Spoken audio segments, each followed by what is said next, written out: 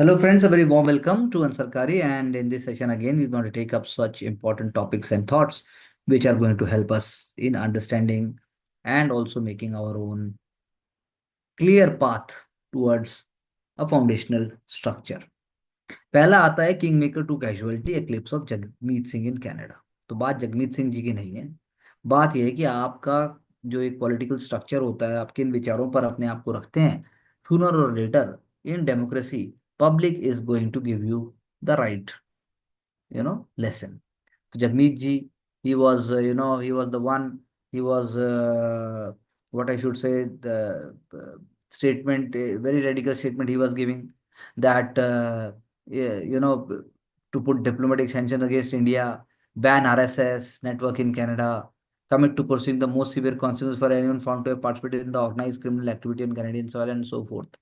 तो अब वही बात है कि ये जो चिल आई है इंडियन टाइज में कनाडा के साथ, तो ऐसे ही लीडर्स की वजह से। तो इंडिया में भी आप सोचिए कि कैसे बहुत इंपॉर्टेंट है हर कंट्री का। तो पार्लियामेंट्री सिस्टम में this is an example how you can become irrelevant over a period of time. तो इंडिया में भी आप सोचिए 3 से 4 ऐसे कौन से लीडर्स हैं जिन्होंने ऐसा देखा या जिनके साथ ऐसा हुआ। आप कह सकते हैं कि ये इसलिए इम्पोर्टेंट है क्योंकि once you understand this, then this is going to help you to correlate और आप अपने आंसर्स को और अच्छा बना सकते हैं। Caste census very important, very very important. Government decided to hold caste census. तो कास्ट सेंसस की डिमांड एस सीज STs various religious dominations, but आप कह सकते हैं कि इसमें जो members other than SC STs वो काउंट नहीं किए गए। The most recent caste data is available is of 1931. 1941 census carried out during the war collected data on caste, but it was never released. तो from census to SECC that is there। तो आप 2010 का जैसे digital census approach हुआ तो Veerappa Moily wrote to the Prime Minister Manmohan Singh asking the caste and community data to be collected. Prime Minister forwarded to the Registrar General and the census commissioner। And उसके बाद parties RJD SP DMK JDU सब ने demand किया and some OBC MPs of the BJP. And number of logistical and practical difficulties उसमें बात की गई थी, लेकिन चिदम्बरम ने आर्ग्यू किया कि enumeration was different from compilation analysis and dissemination. तो कास्ट का मतलब क्या है? सेंसस का मतलब है कि census is meant to collect observation data, और आप कह रहे हैं कि अब कास्ट को भी आप वो करेंगे। तो पॉइंट यही है कि SCCC was carried out at a cost of almost 4,900 crores। और डेटा भी पब्लिश किया गया minister of rural development around 1916, but the caste data was excluded. तो इसीलिए अब क्या होगा, अब इसको लिया जाएगा और ये एमिनेंट है। And there are no dates finalised operationally. The caste the census is the massive exercise. इसके दो पार्ट्स हैं, house listing and house census population enumeration. Census questionnaire for 2021 finalise हो चुका है before the exercise has been put of.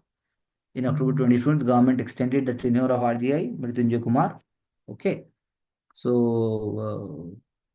point is that कि अब हमें देखना है कि जो इतने सारे चेंजेस भी आ रहे हैं वो गवर्नमेंट में लेजिस्लेशन में भी चेंजेस आने वाले हैं। वुमेन का 33% रिजर्वेशन की भी बात है। In that context how things move forward. आप क्या सोचते हैं कि आखिर पॉलिटिकल पार्टीज का क्या एजेंडा है और होना क्या चाहिए? दो बातें हमें देखनी। Donald Trump 100 days, China, investment, tariffs, oil and gas, deregulation, manufacturing, हमने सारी बातें की और स्टोरीज कंटिन्यू। इसमें कुछ ऐसा नया नहीं है जिसको हमने डेली नहीं देखा हो। इंडिया का टूरिज्म सेक्टर क्रॉस रोड्स पे है क्योंकि infrastructure, image, safety, security. The number of Indians travelling abroad tops pre covid level, लेकिन फॉरेन टूरिस्ट अराइवल उतना नहीं है। Foreign tourist arrival are struggling, NRIs arrivals are catching up. तो question वही है, आपके इंस्टाग्राम से लेकर आपकी सोशल मीडिया स्टोरीज से लेकर आपकी स्टैंडिंग से लेकर, जैसे गोवा की बात है, अब वियतनाम, इंडोनेशिया, कजाकिस्तान, श्रीलंका। जब आप बाकी इतने अच्छे अच्छे जो डेस्टिनेशंस रेडी हो जाएंगे वो भी at less cost and they are having more they are having more facilities and more warmth and hospitality, तो नेचुरली ऐसा होगा। यूएस के कॉन्टेक्स्ट में ये बात की गई है कि यूएस में sharply tourism has felled, it has been down since Donald Trump took over, so that is not a surprise. Government approves caste census, तो हमने बात बोला, नेक्स्ट पॉपुलेशन सर्वे का पार्ट होगा। इससे हमारे सोशल और इकोनॉमिक स्ट्रेंथन को, सोशल और इकोनॉमिक जो स्ट्रक्चर है उसको स्ट्रेंथन करने की बात कर रहे हैं ये। और द पॉइंट इज दैट कि उसका वही, जैसे मैंने आपसे भी पूछा कि कहाँ पे यूटिलाइजेशन हो सकता है, तो Modi government is committed to social justice. तो इसीलिए जिसका जैसा, अब अगर बात होती है जिसका जितनी आबादी उतना हक या ऐसा कुछ बात करते हैं, then it is not going to help in any of the, any of the mindset or any of the cases. This is not going to help it, and that is why we can say कि हमें उस perspective से इसको देखना चाहिए। US economy shrinks first time since 2022, that is true, हमने पहले भी बात की थी और हम इस बारे में चर्चा कर चुके हैं। US GDP contracts in first quarter, tariff unleash, flood of imports, very true. तो बात वही है कि हुक और क्रुक चीज़ें एकदम से बंद नहीं होती, और you know it is the ongoing show, हमें इस पे नज़र रखनी है। और हमें देखना है कि चाइना के साथ जो एंटागोनिज्म है, how much it goes about, India के साथ कैसे होगा, यूरोप का क्या होगा, that is all what we have to सी।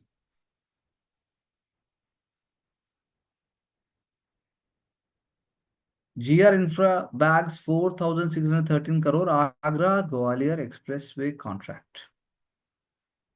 अब उसको सबसे इंपॉर्टेंट बात क्या है, relief from BOT, that is build operate transfer, और बिल्ड ऑपरेट ट्रांसफर जो कॉन्सेप्ट है इन द हाईवे, तो यानी Agra Gwalior expressway contract is significant given the death of pure play private risk capital in highways projects for long years।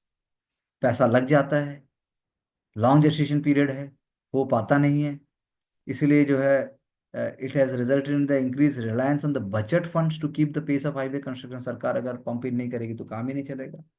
Construction period of the contract is 20 years including construction period of 30 months। तो वही है कि concession agreement जो है sign किया गया है, 121 kilometre long Guwahati ring road on BOT basis. Government has been working to revive BOT model because it want to reduce dependence on the budget for railway development. ऐसे ही 22,000 करोड़ का नॉर्थ ईस्ट हाईवे अप्रूव किया गया है in the hybrid annuity mode, HAM। हमने चर्चा की है पहले भी कैसे, इकोनॉमिक सीरीज में यदि आप देखेंगे तो अलग अलग मॉडल्स की बात की, और मेंस के अंदर तो इम्पोर्टेंट है ही ये, चाहे वो HAM मॉडल हो चाहे फिर वो BOT मॉडल हो, कैसे हम फ्यूचर में जाने वाले हैं, हम कैसे कर रहे हैं। तो ये जो इम्प्लीमेंटेशन है that is very very important, क्योंकि जब मॉडल कंसेशन एग्रीमेंट साइन होता है तो NHA भी पैसे प्रोवाइड करेगा कंसेशनर को, और वो प्रोग्रेस से जुड़ा होगा प्रोजेक्ट की, आप प्रोजेक्ट आगे बढ़ाते जाइए आपको पैसा मिलता जाएगा।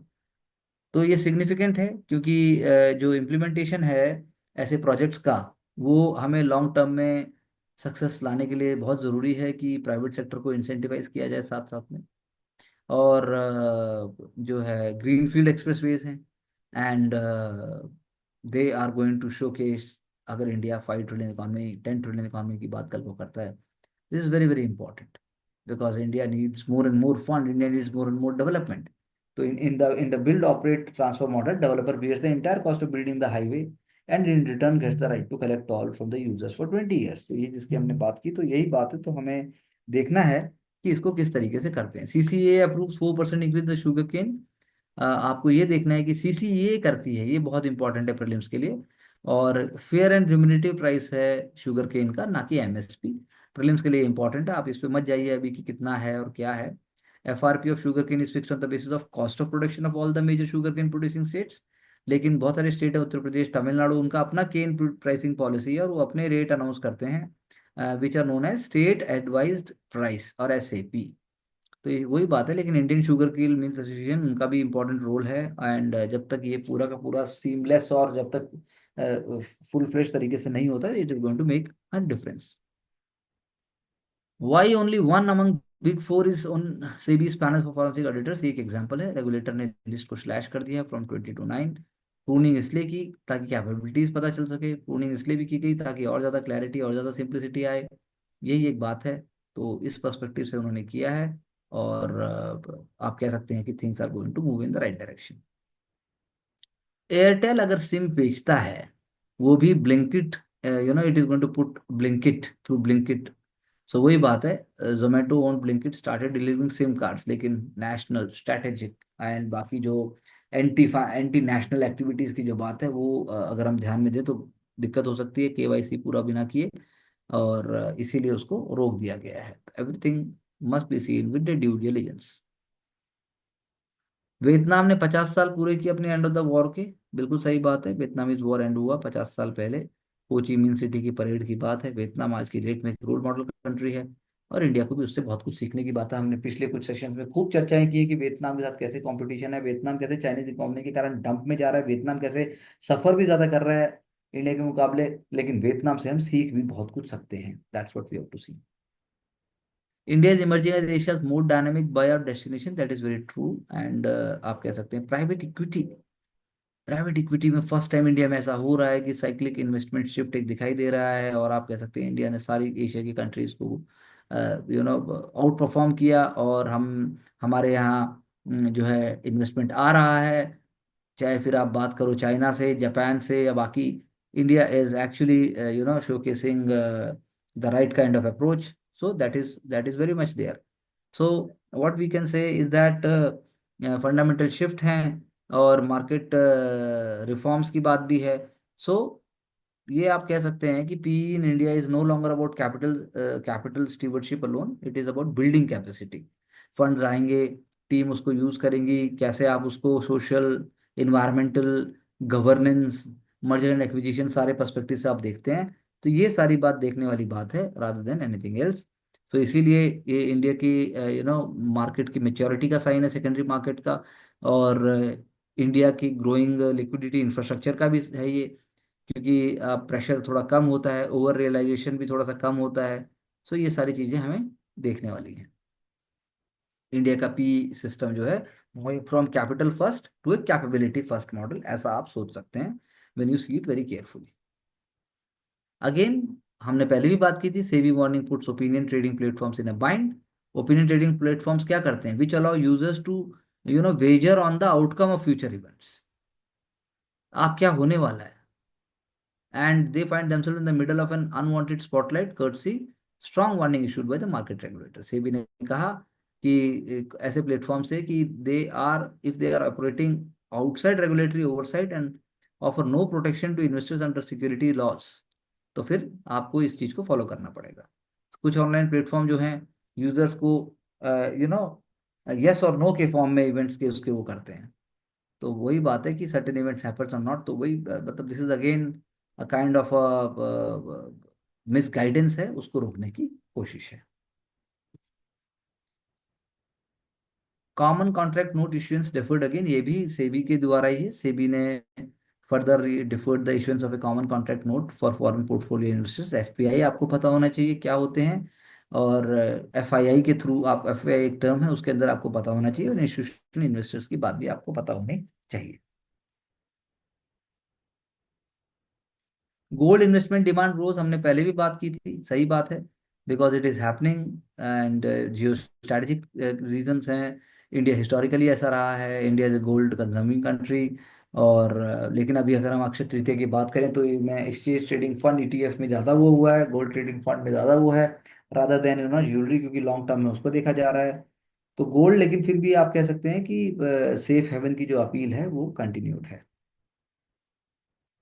Delhi response to Islamabad move, very true. We have seen that, and it has closed all its airspace for Pakistan, and that is true also. Maharashtra और गुजरात का स्थापना दिवस 1 मई, और आज ही जो है लेबर डे की बात भी होती है। तो आपको पोस्ट इंडिपेंडेंट इंडिया की जो एनसीईआरटी है, when you read that, you will find it that it is having a kind of application, a kind of an idea.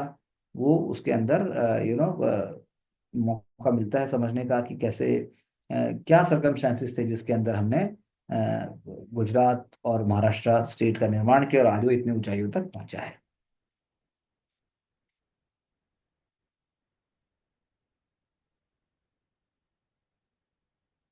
Delhi district courts की बात है, विद दिल्ली ट्रैफिक पुलिस। तो Delhi district courts as a part of arbitration, I shouldn't say arbitration, as a part of handling all these governance issues, for example traffic challans. तो कैसे आप चीज को और ज्यादा स्ट्रीमलाइन करेंगे, उसका एक एग्जांपल है ये evening court, special evening courts की बात है। तो आपको यही देखना है कि और ऐसे क्या क्या ऐसे मुद्दे हैं जो हमारी जिंदगी में चारों तरफ हैं, और जिनको हम हैंडल कर सकें। Supreme Court asked government RBI to update KYC norms for the disabled. Right to digital access. Very true.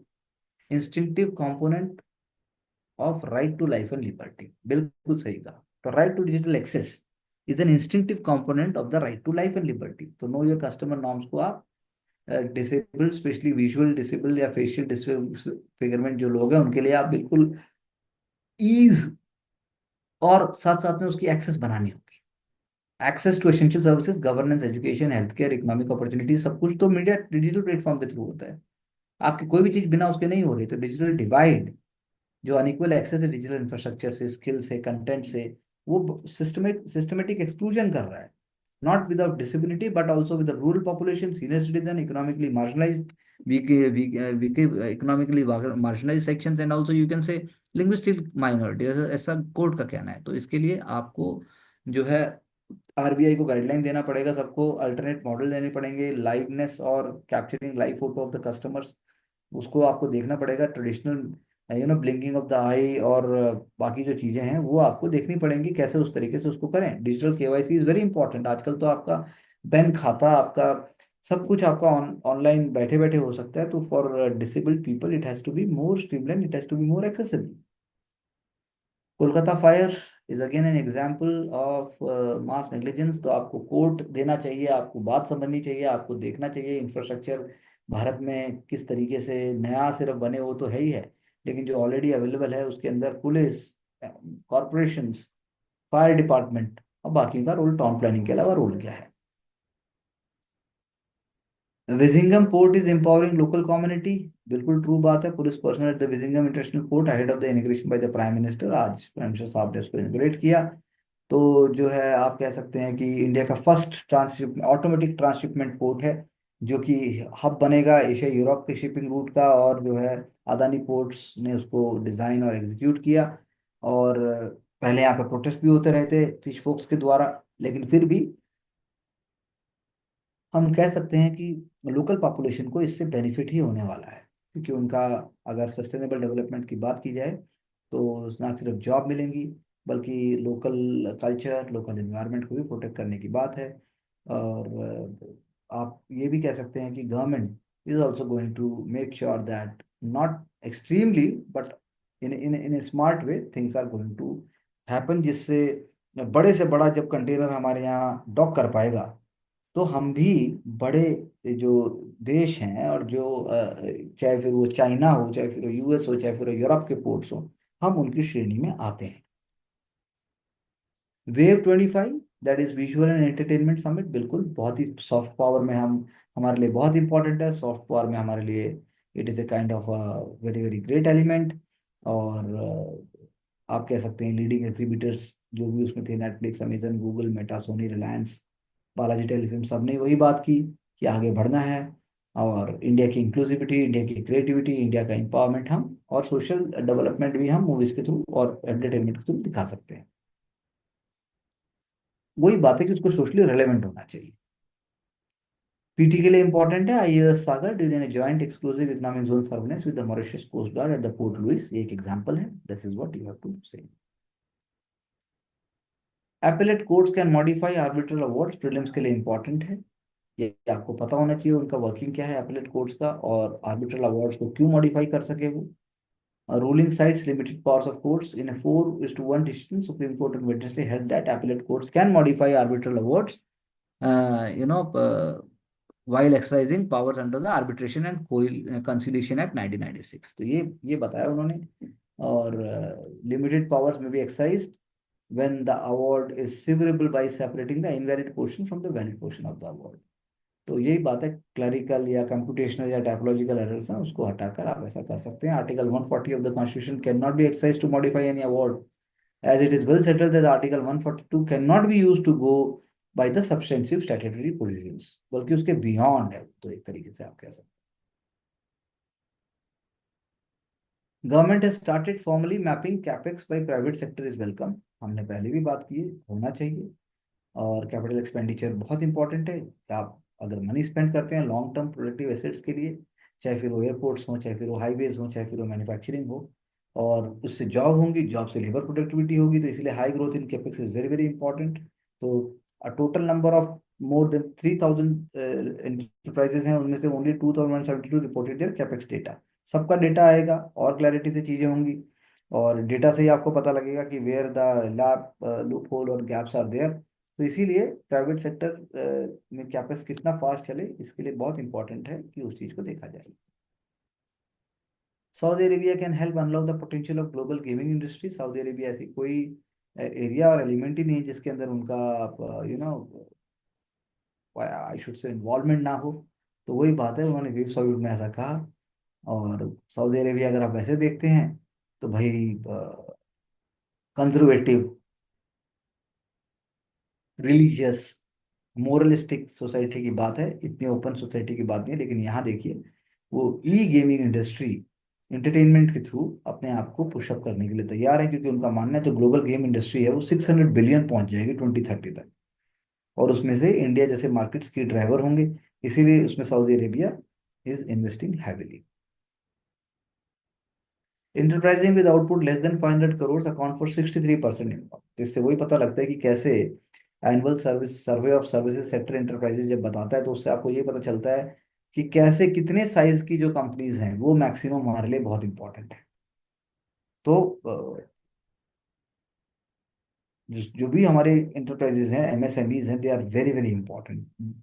और more than substantial portion may have address in more than one state also. तो बहुत important है। इससे पता लगता है हमारे constitution के, जब आप कॉमर्स के आर्टिकल्स देखते हैं, इंटरस्टेट कॉमर्स के आर्टिकल्स की बात करती है, तब वो आ जाते हैं। फंडामेंटल राइट्स जो उनके होने चाहिए उसकी बात आ जाती है। तो और आप कह सकते हैं कि जो कमर्शियल लॉज हैं उनको तो वो प्रॉपरली फॉलो ही करते हैं। तो आपको ये देखना है कि चीज़ें एक्चुअली में वर्क कैसे करती हैं, और उसके ऊपर आपको देखना है कि लॉ कैसे दिख रहा है। इंक्रीज्ड इकोनॉमिक विजिलेंस की अगर मैं बात करूं तो वो ही बात है कि जो डोनाल्ड ट्रंप साहब हैं, जो रशिया में जो हो रहा है, जो बाकी जगह है, तो उससे उससे लिंक करके हो रही है कि uncertainty.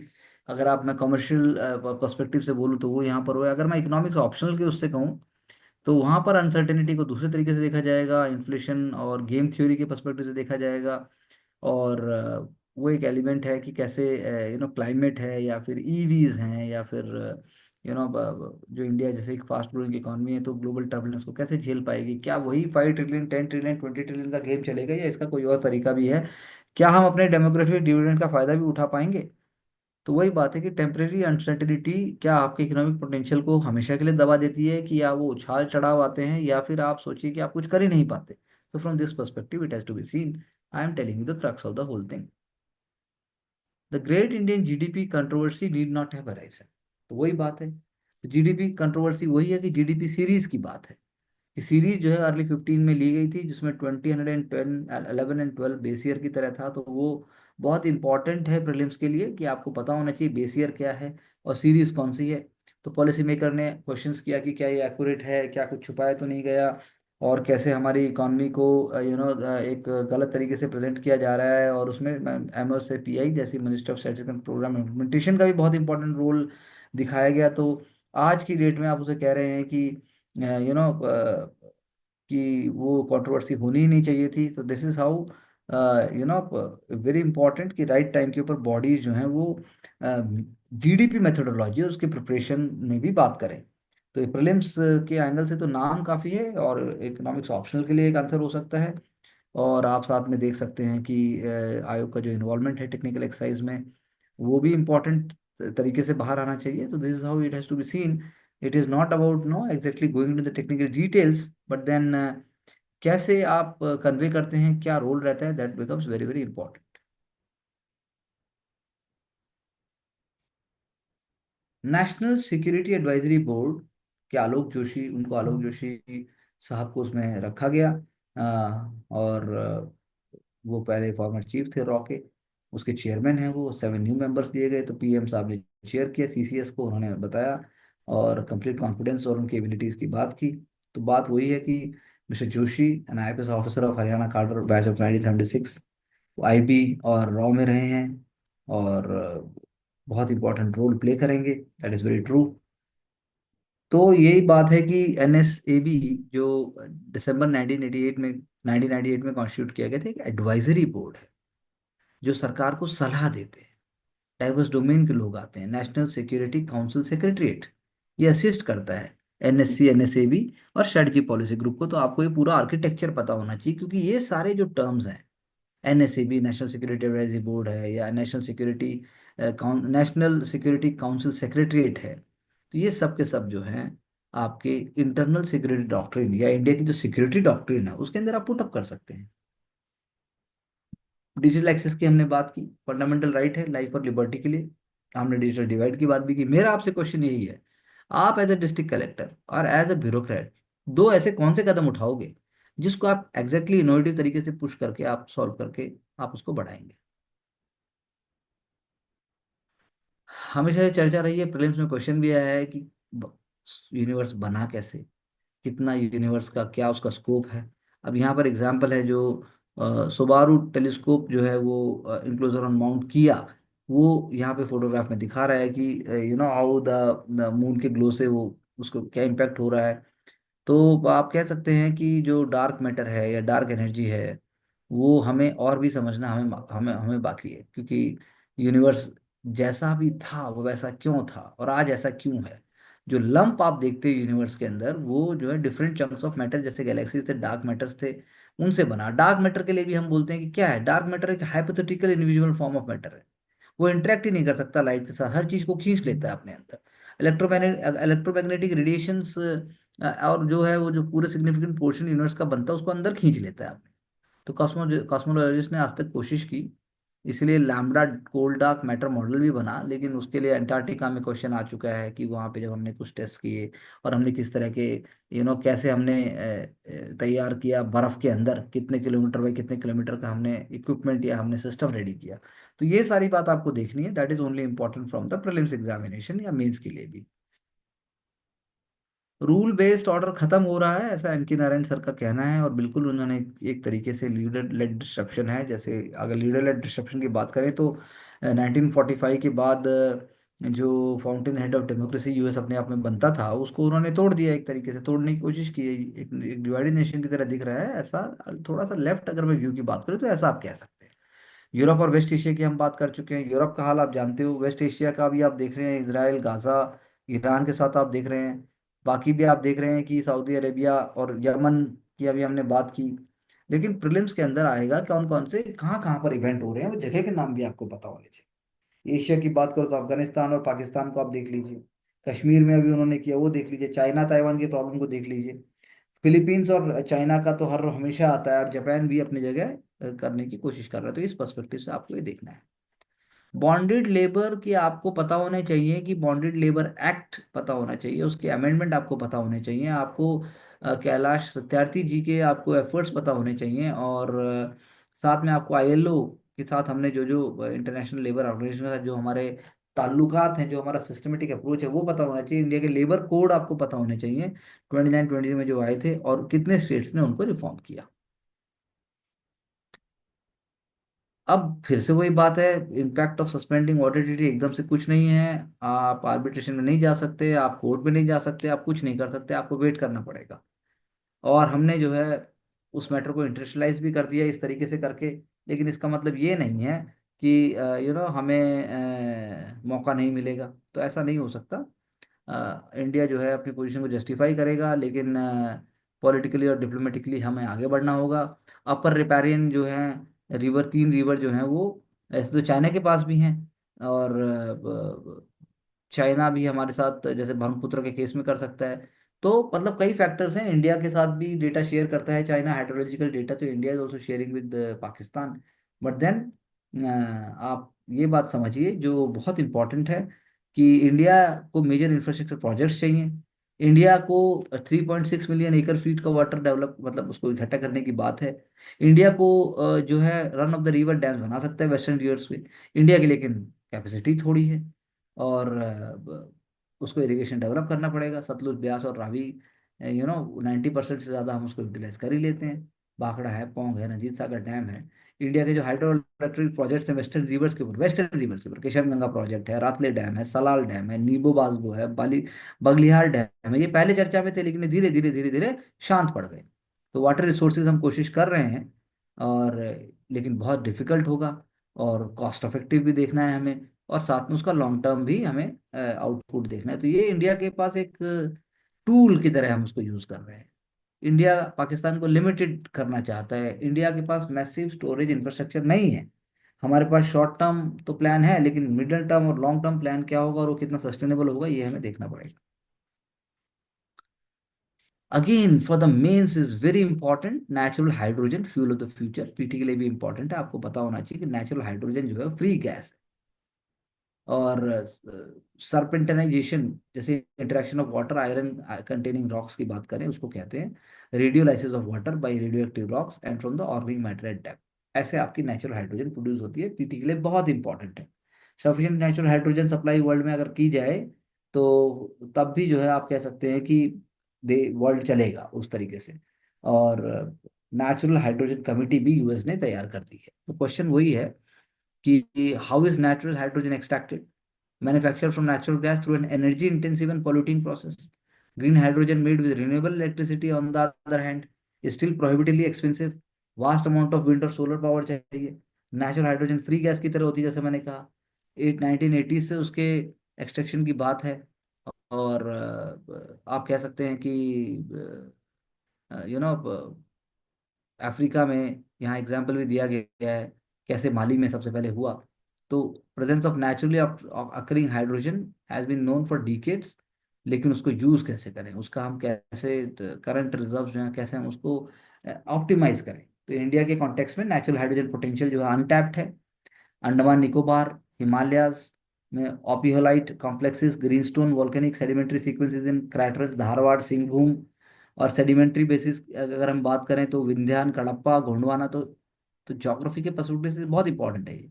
And recent finds elsewhere in the world indicate the scale of these resources, and hundreds of hydrogen seeps have been catalogued globally in various countries: Australia, United States, Spain, France, South Korea and Canada। तो वही बात है कि करें कैसे। तो इसीलिए करें कैसे, जैसे मैंने आपसे कहा, तो वो उस पर्सपेक्टिव से आपको देखना है कि कैसे उसको यूटिलाइज करके इंडिया भी कर सकता है। 50th anniversary of Vietnam victory हमने पहले भी बात की। April 30 1975 North Vietnamese forces including the Viet Cong, हमने वर्ल्ड हिस्ट्री सीरीज में इसकी चर्चा भी की है। वो उन्होंने साउथ वियतनाम की सरकार को हरा दिया। यूएस बैक गवर्नमेंट थी और साइगॉन को उन्होंने ले लिया और उस शहर का नाम हो ची मिन सिटी रखा। और आप कह सकते हैं कि बहुत बड़े फिगर थे वो। इंडिपेंडेंट सोशलिस्ट वियतनाम की नींव रखी गई। और that is how the Vietnam is today one of the world's leading economies, और एक्सपोर्ट ड्रिवन इकोनॉमी है। और आप कह सकते हैं कि it is fastly moving on the top ladder. India के रिलेशंस भी बहुत स्मार्ट हैं, इंडिया के रिलेशंस भी बहुत सस्टेनेबल हैं, ये हमें देखना होगा। India ramp China ramps up global yuan push, seizing on retreating US dollar, ये भी एक स्ट्रैटेजिक पॉइंट है। चाइना बहुत चीजें सोच समझ के कर रहा है। China is not in a panicky mood, China is not in a mood to to let US allow to do whatever it is doing. So China का अनविलिंगनेस है to open the capital account, it limits the usefulness of owning the yuan if it can not be freely move out of China and around the world. तो ये एक बहुत important बात है। China की Dzire है कि वो फाइनेंशियल आर्किटेक्चर ऐसा क्रिएट कर दे जिसमें वेस्ट का कोई डिपेंडेंसी ना हो। और साथ में ये भी बात है कि वो ये चाहता है कि भाई यूएस को रिप्लेस करे एंड यूएस के जो भी डोमिनेंस है उसको ब्रीच करे। तो युआन राइज किया युआन ने ग्लोबल पेमेंट्स में, लेकिन इतना टॉप पे नहीं है। Yuan has been weak for many years, कोई क्लियर अपसाइड नहीं है, जबकि वो आपका आईएमएफ की करेंसी बास्केट का पार्ट भी है। तो चाइना डिपेंड करता है औरों पर भी, लेकिन फिर भी US dominated global monetary system को वो तोड़ना चाहता है, वो फ्रेजाइल हो रहा है, that is what you can say, but there is a long way to go, उसके बिना होने वाला नहीं। So please revise and go through and read these comprehensively, because आपका कॉम्प्रिहेंशन, आपकी रीडिंग स्पीड, आपकी अंडरस्टैंडिंग, आपका रिविजन और आपके की पॉइंट्स ही आपको लॉन्ग टर्म में सक्सेस तक लेके जाएंगे। There is no shortcut to success, that we always preach, but we do not to delay it for you under any circumstances. Wishing all of you all the best. Keep on working smart. Join us. Be truthful to yourself. Be transparent and get success through Ansarkari.